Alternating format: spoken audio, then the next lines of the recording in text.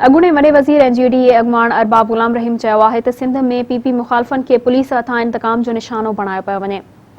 ارباب form भिटारो ताक़ ते press conference कंदे ارباب غلام रहीम चयो त थरपारकर जहिड़े पुरअमन ज़िले में अॻवान चोरियनि जूं हथरादू वारदातूं कराए असांजे हामियनि खे केतिरनि ई कूड़नि केसनि में फासायो वियो आहे।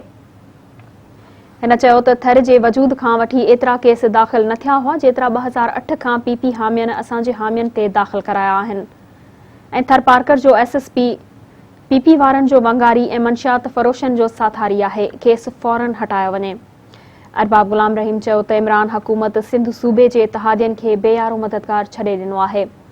जेकॾहिं इतिहादियुनि जो तहफ़ुज़ नथी करे सघे त पोइ उन सां गॾु हलण जो को बि जवाज़ नथो बचे। इन वधीक चयो त इमरान हुकूमत सां इतिहादी हुजण जे नाते शिकायतूं करण जो हक़ रखूं था। शिकायतनि जो अज़ालो न थियो त ईंदड़ हिकमत अमली ते गौर वीचार कंदासीं। हिकु सवाल जे जवाब में ارباب غلام रहीम चयो त ارباب लुत्फुल्लाह खे हथ सां PP में मोकिलण वारो तासुर ग़लति आहे।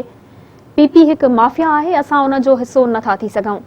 उन मौक़े ते ارباب ज़काउल्लाह ऐं ارباب अनवर बि अॻूणे वॾे वज़ीर ارباب غلام रहीम सां प्रेस कॉन्फ्रेंस दौरान गॾु हुआ।